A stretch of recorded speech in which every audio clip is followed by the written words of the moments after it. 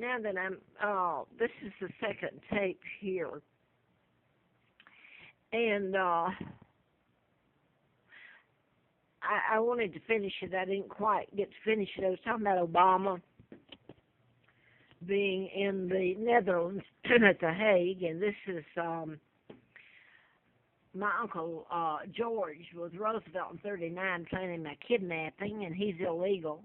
99 years seal put on my dad's illegal takedown. Again, to give you a background, this is my dad, the real King Edward VIII. This is the double. They used to marry Wallace Simpson. They became the Duke and Duchess of Windsor. And my mother was sister to Claudia Ruth O'Keefe, legally wed to my dad, Irish, former Catholic, American. Now, it was the Rothschilds, Rockefellers, the Illuminati, the New World Order, the Freemasons, that, and my uncle, that took my dad down and sold out the British Empire, gave it away. And it was used as a launching pad to control the world. Now then, Elizabeth is illegal. She's using my money while I have antifreeze put in me and live on the Appalachian Trail, etc., etc. It's been ongoing. I don't know where my sons, Mark and Scott, are. They're heirs after me, not William. So she's using my money, and she has been filmed. They will post notices when they have meetings, the Illuminati, New World Order, and you can't get in. So, by the way, the Clintons, that's Chelsea's parents, Chelsea went to Oxford on a scholarship. You know where I went? I was put in a hellhole in Moulton, Alabama, and grew up taking care of the woman that I was told was my mother, and I grew up thinking that. He'd killed her twins, and I was given the identity of Peggy, the dead twin. And I was waiting tables and going to school and walking 7 days a week to support her and Philip, who I love. He was not her son either. The best I know, he was the son of the Assistant FBI Director, Bill O'Sullivan.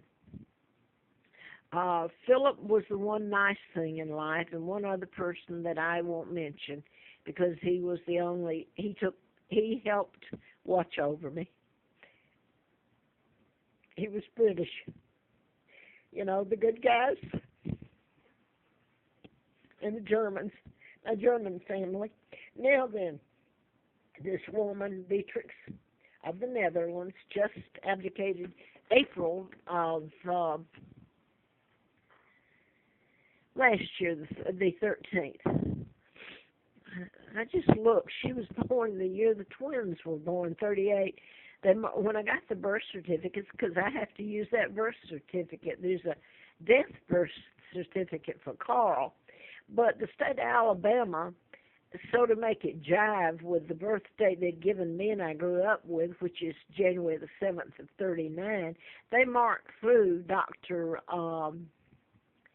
Price Irwin, who was the doctor who delivered the twins, marked through the date that he had on the birth certificates and put the date that had been given me. And different year, different month. And that's illegal, by the way. It says it on the birth certificates. But who's listening? Who's doing anything about it? Now, I want to go back to when I went to Cobb County. I was talking about Obama, and he's in the Netherlands telling how nice, that's near The Hague, telling how nice King Willem, and this is Beatrix's son, and they're part of the New World Order that's in place. People are going to make your life a living hell, just like you made mine a living hell, America. So I don't know, maybe that's just reward, you think? But I certainly don't like them, and I don't like the New World Order. Of course I don't. My God, I'm not like that, and I wouldn't want to be. So now that I'm getting back to Cobb County in this was in '82.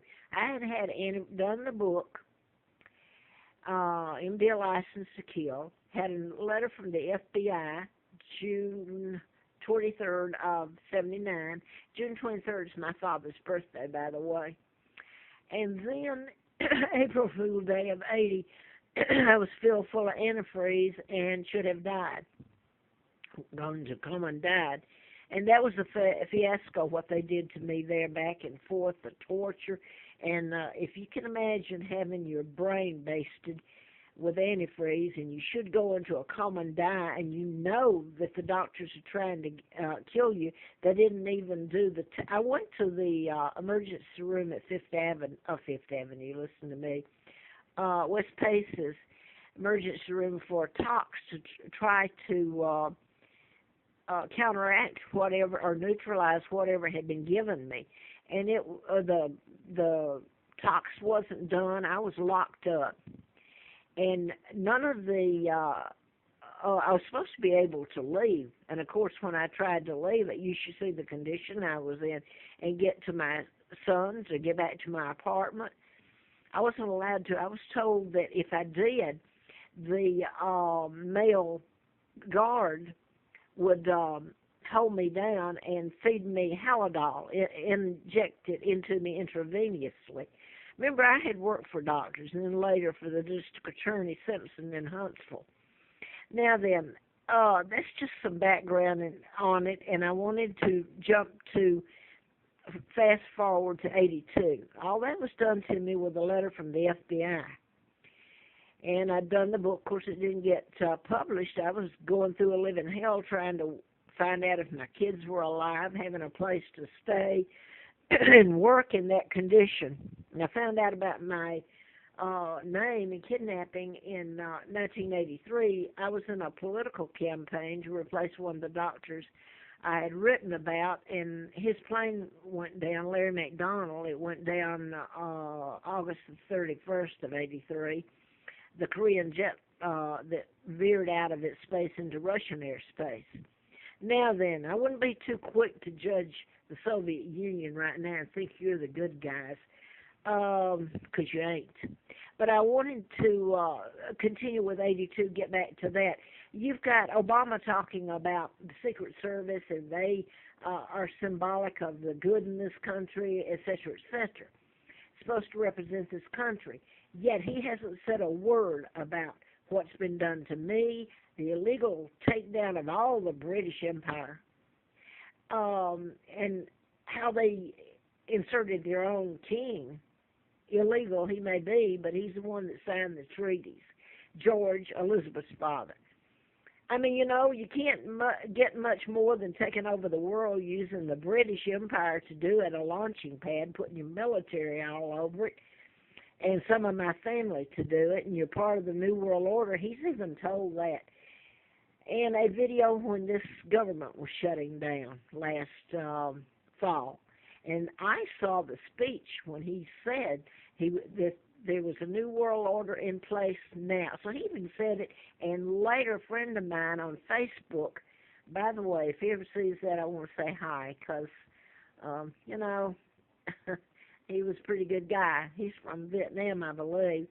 But anyway, I wanted to get back to that, to going down to, I hadn't found out then, it was 83 after the campaign to replace Larry McDonald, and I was flown out to Larry Flint's, who helped in gathering up contributions and that sort of thing. I want to go back, so that's when I found out about being kidnapped. Now I want to go back to, this is going to go out, I'm not going to say it. It was two Secret Service, Call and Cox, and they came into the Cobb County Police Department or Sheriff Department. I was there, and they met me, and they went back there, and they had me fill out some papers and asked me the color of my eyes, my name, etc., and I filled it out.